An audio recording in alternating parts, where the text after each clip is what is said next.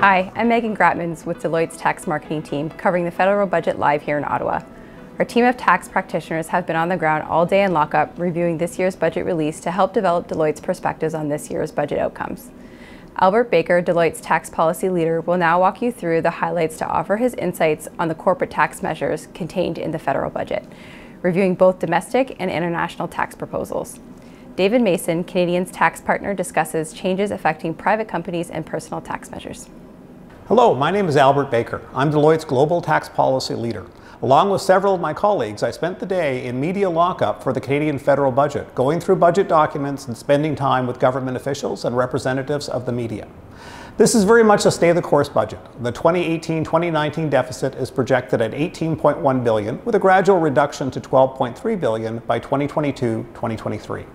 The debt to GDP ratio is an important benchmark for governments. The projected ratio for 2018-2019 is 30.1%, with a gradual reduction to 28.4% in 2022-2023.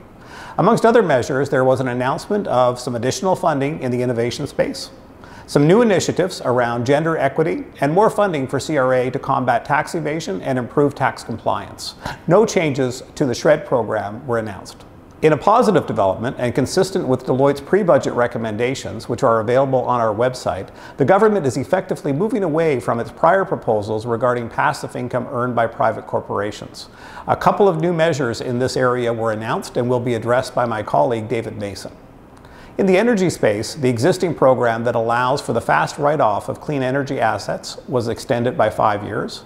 Also, the mineral exploration tax credit program for flow-through shares was extended another year. In the financial sector, there were a number of anti-avoidance type measures that were announced. Existing measures to address so-called synthetic equity arrangements and security lending arrangements have been expanded. Likewise, for mark-to-market taxpayers, existing stop-loss rules on share repurchases have been expanded. International tax anti-avoidance measures, which address trading and dealing in indebtedness, have been expanded. Also, a new international tax anti-avoidance measure has been introduced, which targets certain structures that use so-called tracking shares. These structures are used in the insurance sector in particular. More broadly, on the international tax front, there are several new measures. The deadline for foreign affiliate reporting has been moved up and will now align with the tax return filing deadline. New surplus stripping anti-avoidance rules were introduced that focus on inbound structures using partnerships and trusts. New anti-avoidance rules were introduced which target certain structures that arguably circumvent the 6-employee test in the foreign affiliate FAPI rules. Also, the reassessment period has been extended for certain cross-border non-arm's length transactions that result in lost carrybacks. And some enhanced sharing of information with other governments was announced regarding certain criminal activity. An issue that we address in our pre-budget submission is the substantial reduction in tax that was recently enacted under U.S. tax reform. We recommended that the government assess the impact that it'll have on the competitiveness of Canada's tax regime and the resulting economic impact. In the budget documents, the government has indicated that it will do a detailed analysis of U.S. tax reform to assess any potential impacts on Canada. As I indicated, this was very much a stay-the-course budget. It may be that the government is keeping its powder dry for next year's budget, which will be a pre-election budget. With that, I'll hand it off to my colleague David Mason, who will address the private company tax measures. Hello, my name is David Mason. I spent today in the budget lockup analyzing Budget 2018, paying particular attention to its impact on private companies and their shareholders. The last year has been a very interesting roller coaster ride for owners of private companies. In Budget 2017, the government indicated its intent to release a consultation paper addressing its policy concerns in this area. The government expressed concerns with 3 general areas: income sprinkling, retaining income in corporations which have been subject to low corporate tax rates, and having that income invested in portfolio investments. And finally, the distribution of income from a corporation at capital gains rates instead of as dividends, which would have been taxed at higher rates. In July, the government introduced its proposals to deal with these policy issues. In the case of income sprinkling and conversion of income to capital gains, draft legislation was introduced. In the case of passive assets, a policy paper was introduced. There was a significant negative reaction to these proposals from business owners and their advisors.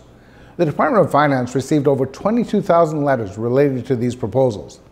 In October, the government was forced to back away from its proposals, indicating it would revise the income sprinkling rules, do additional work on passive assets, and study the conversion of income to capital gains over the next year. In addition, the government announced that it was reducing the federal tax rate on income eligible for the small business deduction from 10.5% to 9% by 2019.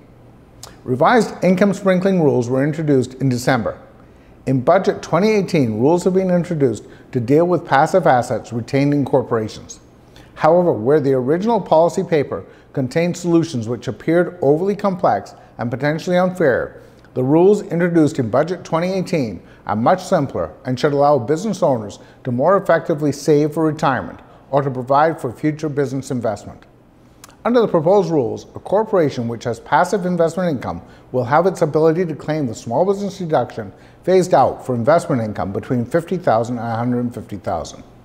From our perspective, the good news is these proposed rules are much simpler to apply than the original proposals, and there still is an ability to defer tax even when the general corporate rate is applicable to business income.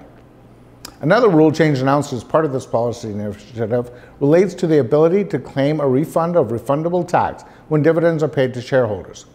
In the past, regardless of whether the dividends paid were eligible or ineligible, the corporation could claim a refund of previously paid refundable tax. Under the proposals contained in Budget 2018, a corporation will only be able to obtain a dividend refund to the extent ineligible dividends are paid. A separate refundable tax account will be created for certain income to allow some refundable tax to be refunded when eligible dividends are paid. Overall, it appears that the government has struck a balance between resolving what it considered policy issues without creating significantly more complexity in the tax system applicable to Canadian-controlled private corporations.